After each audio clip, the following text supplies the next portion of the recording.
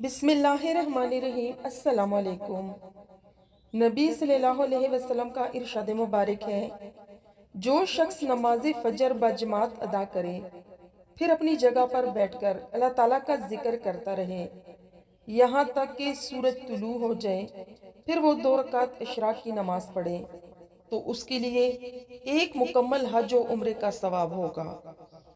एक मर्तबा हजरत आयशा सिद्दीक़ा रज़ियल्लाहु अन्हा ने रसूलुल्लाह सल्लल्लाहु अलैहि वसल्लम से पूछा कि औरत पर तमाम लोगों में से किसका हक ज्यादा है।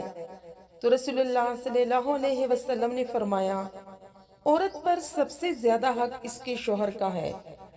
फिर हजरत आयशा सिद्दीक़ा रज़ियल्लाहु अन्हा ने पूछा, मर्द पर सबसे ज्यादा हक किसका है।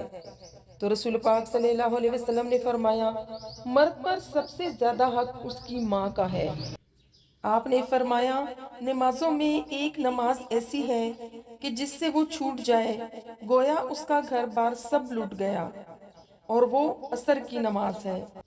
हुजूर ने फरमाया, लोगों में बदतरीन शख्स वो है जिसे उसकी बदकलामी के डर से लोग छोड़ दें।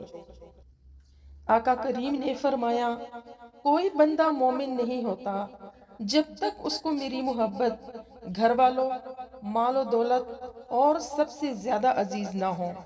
हजरत अबू हुरैरा रज़ियल्लाहु अन्हा फरमाते हैं कि रसूलुल्लाह सल्लल्लाहु अलैहि वसल्लम से एक आदमी ने दिल की सख्ती का शिकवा किया तो आप सल्लल्लाहु अलैहि वसल्लम ने फरमाया, अगर तू अपने दिल को नरम करना चाहता है तो मुस्कीन को खाना खिला और यतीम के सर पर हाथ फेरा कर।